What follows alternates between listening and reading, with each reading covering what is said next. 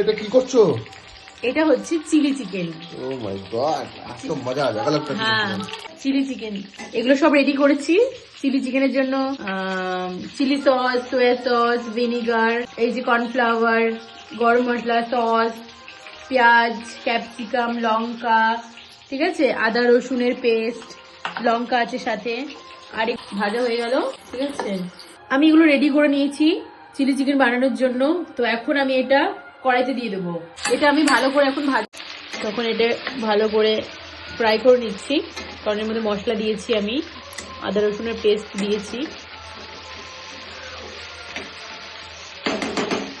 তো এটা আমি একটু হালকা ফ্রাই করে নিয়েছি। এখন এর মধ্যে দিয়ে দেবো যে মশলাটা আমি বানিয়ে রেখেছিলাম, সেই মশলাটা এখন এর মধ্যে দিয়ে দেবো। এটা প্রায় হয়ে এসছে, আমি এই চিকেনগুলো দিয়ে দেবো এর মধ্যে। একটু ভালো করে নামিয়ে চাড়িয়ে একটুখানি ভালো করে নেড়ে চেড়ে একটুখানি ফুটিয়ে তারপর এটাকে নামিয়ে ফেলবো। তো চিলি চিকেন রেডি।